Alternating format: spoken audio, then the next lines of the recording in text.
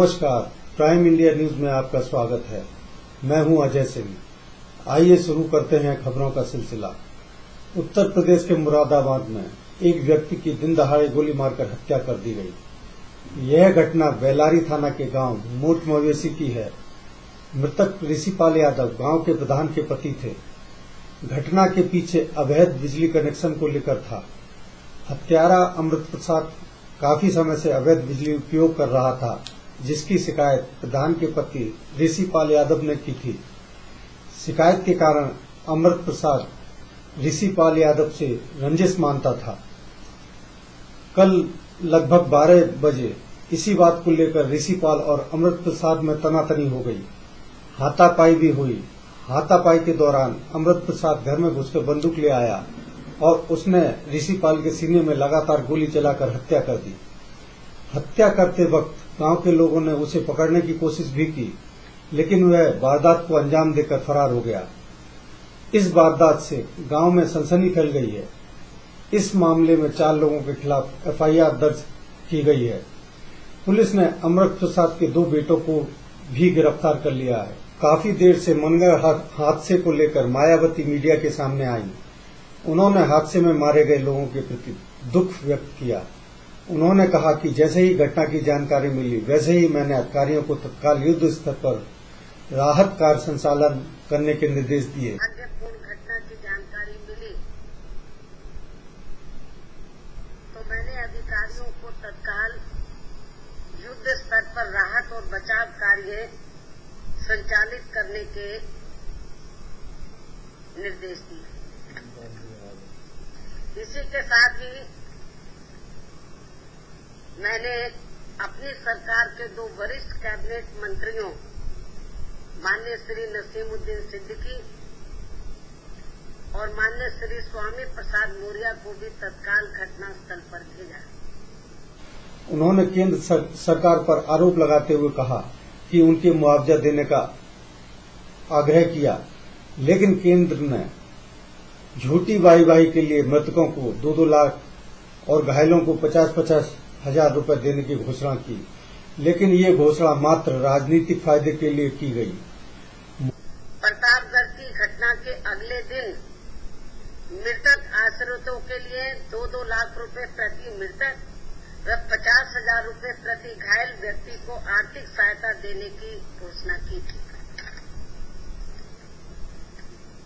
परंतु इनकी ये घोषणा अभी तक महज एक हवाई घोषणा ही बनकर रह गई है। इस मामले में अभी तक राज्य सरकार को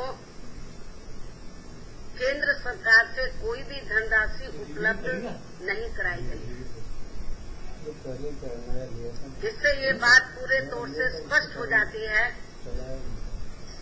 कि प्रतापगढ़ की घटना के मामले में कांग्रेस पार्टी की केंद्र सरकार का ऐलान महज राजनीति और स्वार्थ से प्रेरित था। मुआवजे का 1 पैसा केंद्र ने अभी तक नहीं दिया। इस अवसर पर मायावती ने मृतकों को 2.5 लाख रुपए और गंभीर रूप से घायलों को 75,000 रुपए देने की घोषणा की। उन्होंने कहा कि ये राशि 2-3 दिन में दे दी जाएगी। घटना के जिम्मेदार लोगों पर कार्रवाई की जा रही है। इसलिए मेरी सरकार ने इस दुर्घटना के मृतकों के आश्रितों हेतु प्रत्येक आश्रित परिवार को 2.5 लाख रुपए, ये स्टेट गवर्नमेंट की ओर से है, प्रत्येक आश्रित परिवार को 2.5 लाख रुपए और गंभीर रूप से घायल प्रत्येक व्यक्ति हेतु 75,000 रुपए देने का निर्णय लिया है। आश्रम के मैनेजर हिरणमय चटर्जी और अन्य 2 की गिरफ्तारी आज ही की जा चुकी है। जबलपुर के गाजीपुरा इलाके के कमला नेहरू कन्या मिडिल स्कूल में पढ़ाने वाले एक शिक्षक राजेंद्र बाबू सक्सेना पर बच्चों को छेड़छाड़ करने का आरोप लगा है। ये शिक्षक लड़कियों के साथ अश्लील हरकत करता था। लड़कियों के विरोध करने पर वह उन्हें मारता भी था। शिक्षक की छेड़छाड़ की हरकतों के कारण बच्चियां स्कूल जाने से डरती थी। स्कूल को कलंकित करने वाले इस शिक्षक को मामला उजागर होने के बाद जिला शिक्षा अधिकारी ने स्कूल से हटा दिया है और उसके खिलाफ जांच के आदेश दे दिए हैं। अधिकारी ने कहा कि जैसे ही जांच रिपोर्ट आ जाएगी, शिक्षक के खिलाफ कार्रवाई की जाएगी। देखना है कि शिक्षा के मंदिर में ऐसे कुंठित शिक्षक के खिलाफ विभाग क्या कार्रवाई करता है।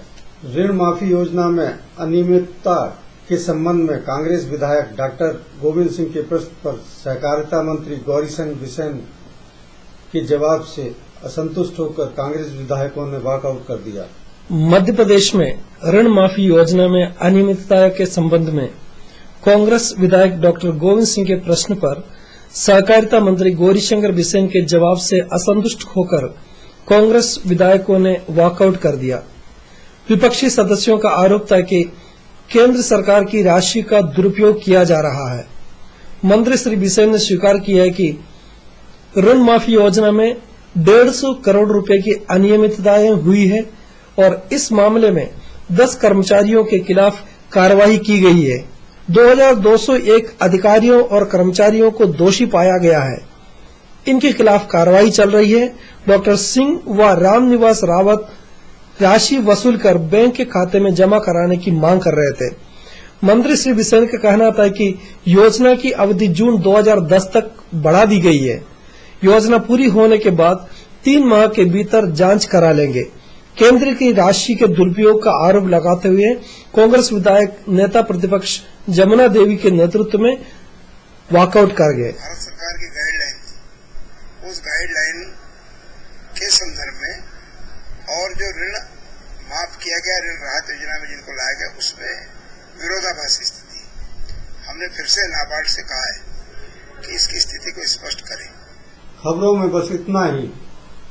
आप देखते रहिए प्राइम इंडिया न्यूज। नमस्कार।